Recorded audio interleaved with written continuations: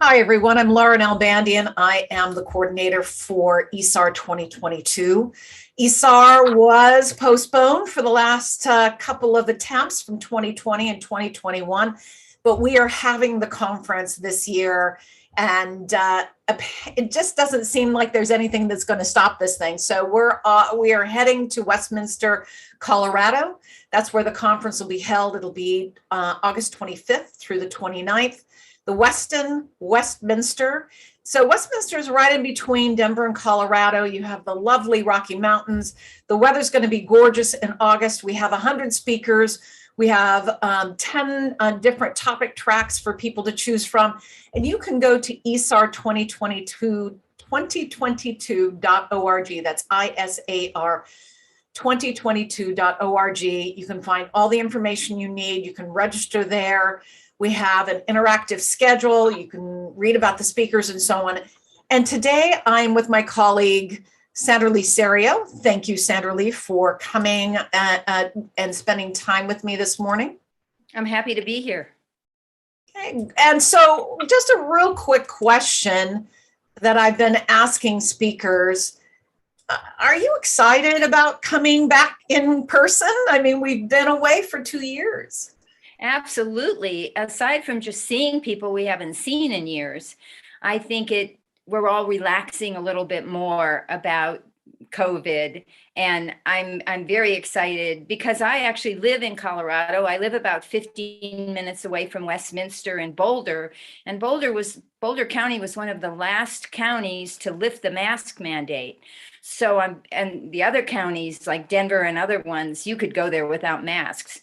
So they've been very cautious. So for them to lift the mandate, I'm really excited because they feel we're safe and I feel we're safe.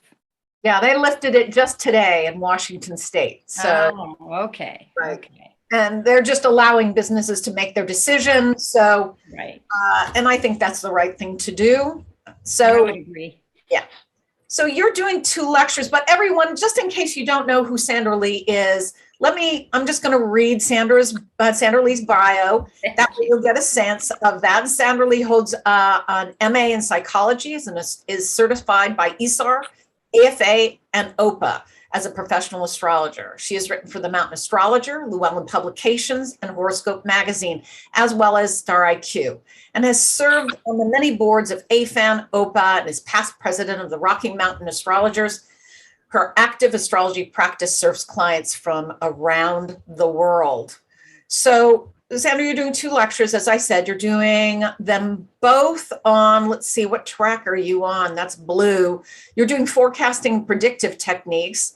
And so Friday, August 26th, you've got prenatal solar eclipses. So I have to tell you, in all the 35 plus years I've done astrology, studied astrology, listened to lectures on prenatal solar eclipses, I've got to tell you, it goes in one ear and out the other, and I can't seem to hold how to apply. I don't know why. So give me something I can hold on to, and the rest of us can hold on to. Why would I want to use a prenatal solar eclipse? Well, obviously, it's the solar eclipse before you were born. So you go back about 6 months to find it. But I think maybe what hasn't come out in some of the information you've read, or maybe it has, and like you said, you didn't retain it, is that this solar eclipse is going to repeat itself about every 18 and a half, 19 years. And it'll repeat as a new moon, or it can repeat as an eclipse. And those seem to be turning points in people's lives. So we know we talk about Saturn returns at 28, but then we get this new moon solar eclipse return about 18 or 19. And I actually have some chart examples that are fascinating about what happened to people when they got the return and how there was a turning point in their lives. And also you can look at the degree of your prenatal solar eclipse, and you might know someone in your family, a friend whose sun or Venus or moon is conjoining that point, which makes it interesting because they're tied up with your karma somehow, some way. So they're really interesting to look at. And and they're a lot of fun, and everybody wants to know where theirs is, and I'm hoping that people who come to my lecture will look up their prenatal solar eclipse so they can follow along even better and apply it to their lives to see what's happened. Well, I'd have to say you're correct in that I've not heard that before, that it's about an 18-year cycle for that prenatal solar eclipse to come back in a new moon or possibly another eclipse. And that will be something for me to take a moment in time and look back and see where those fall and what I can remember.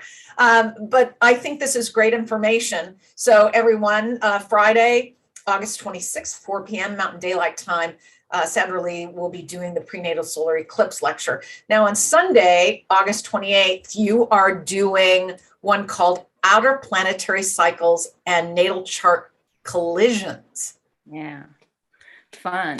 You know, I'm going to talk about the cycles of Saturn, Uranus, Neptune, and Pluto, and we're going to apply it to natal charts. So if you're born with a personal planet, which you know is Sun, Moon, Mercury, Venus, or Mars, in a challenging aspect, a square opposition, sometimes a conjunction, to an outer planet like Saturn, Uranus, Neptune, and Pluto, those cycles will most likely repeat themselves in your lifetime. As an example, if you have Venus square Saturn, then every 7 years, Saturn's going to either conjoin Venus, square Venus, or return back to the original square or oppose Venus. So it's like, it brings what I call your natal promise or your destiny into focus when that happens. So if you live long enough, like some of us have, we can observe cycles like, you know, what happened when transiting Saturn crossed your Venus, and then 28 years later, transiting Saturn's crossing Venus again, which can mean a lot of different things depending on your chart, depending on the aspects Venus makes. But pretty much Venus is about what you value, what you're attracted to, what you love, what you're kind of attached to. And Saturn can threaten that or make you appreciate it more. And so we're gonna look at that. I love to look at charts of people, usually famous people. Sometimes I'll pull a chart from my clientele. And it's really fun to see what happened in their lives. And that's how you learn what's going on in your own chart when these cycles repeat themselves. Just like, as you know, Laura, we're having the Pluto return in the US chart, right? And everyone's talking about that, and it's returning to the second house of values. And, you know, what does that bring to the United States? And we're already on the tip of that, you know, the second house. Pluto deals with our police force. And, you know, what's been going on there is a lot of police officers have been brought with charges, you know, for whoever was in their care and what happened to them. So it's already starting, as these things usually do. Yes, they do. So everyone, this is that lecture, the outer planet cycles and natal chart. Collisions. Yes, those collisions. Hard to say, I know. They feel like collisions. I have a natal sun exactly at the degree of the United States Pluto, so 27 Capricorn. So Oh yeah. Pluto has been operative in my life, so I can certainly relate. So Friday, August 26th is the prenatal solar eclipses. Sunday, August 28th is the outer planet cycles and natal chart collisions. You all can go to ISAR2022.org, ISAR2022.org to find more information about the conference. And I personally am very excited. I know all of my colleagues are excited to come back together to not only see our friends and that we haven't seen for two and a half years, and of course, to make new friendships, right? Right. And to learn astrology and to fellowships. And you learn a lot just by side conversations with people. Oh, it's amazing, right? How much you can learn. I'm very excited. I'm so glad it's in Colorado. It's in a beautiful setting. You can see the mountains. And I'm hoping everyone signs up right away and comes. Me too. All right. I'll see you there. Okay.